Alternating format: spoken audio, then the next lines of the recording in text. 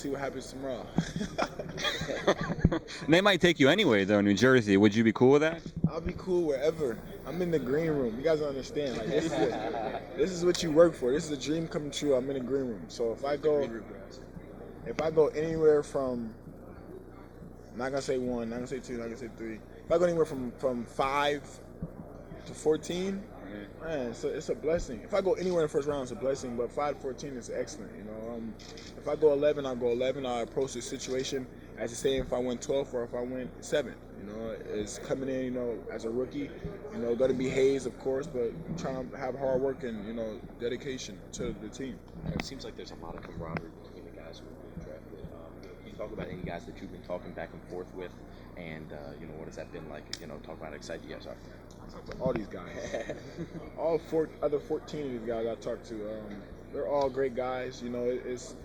It's funny because some of the guys won't go against other guys and work out. Some of the guys will go against other guys only if their stock won't get hurt. So to see everybody now, it's like, whew, like that's over. I know other people that's right now that's got to work out today, and got to work out tomorrow morning, stuff like that. So it just, like I said, it's a blessing for all of us to be done, and now we could just sit back and relax. Like, man, I remember when we played you guys 2 years ago in the tournament or something like that. I got a tough question for you. I hope you're okay with it. But there's been a lot of talk in the media that some teams might have been scared off by some of the things that came up in the background check, something about your intangibles, the fact that you have a couple of kids. How do you respond to that? Is that, are they digging too deep, or is that valid info that they need to know?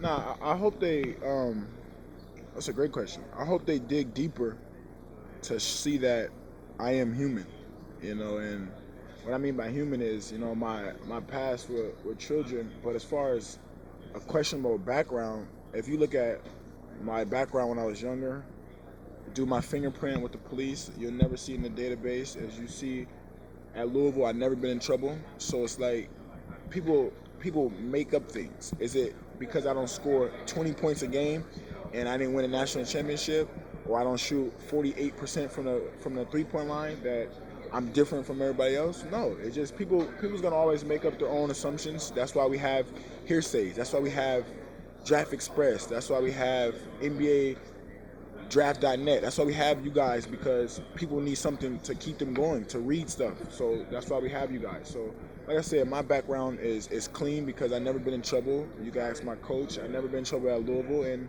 like I said, if they dig deeper, they'll see that I am human also. So your coach obviously says amazing things about you. Every team has indicated that, but a couple of teams in the teens there that might not pick you are saying stuff like, he came off as being very cocky in the interview we did. He seems like a very arrogant guy. He's comparing himself to LeBron James. What does that tell you? If you ask me a question, what's better, gas, Chevron or Texaco, and I say Chevron, that's my answer. Like, if you ask me who do I try to compare my game to, I try to compare my game to LeBron. I'm not saying I'm LeBron. I'm not saying I'm Michael Jordan. That's who I try to compare my game to. At Louisville, as far as assists, playing defense, and team first, and being a leader, you can say to the Louisville people, I was their LeBron. I'm not saying I am LeBron, but that's not coming off arrogant. That's me coming off with a legitimate, truthful answer. Like, if they give you A or B and I choose B, they can't get mad that I didn't choose A. So that's what I'm saying. But I don't. This is how I come off in my interviews. If this is cocky to people, then I don't see how. I'm just answering questions that's presented to me. Yeah, this is not cocky. I was talking to Jordan Hill about the fact that he mentioned how sometimes he likes to go out and have a drink in one of his off days, and one of the teams just totally blew that up and said, "Oh, the guy is being too open." Is that almost a fault? I mean, do you feel like the guy? Honestly, it is, because when you're going into interviews, this is what you're told. You're told, assume they already know the answer. So if they say, "Was you arrested?" This is not one of my questions, but I know somebody. Was you arrested when you were 16? And you say no, they already know that.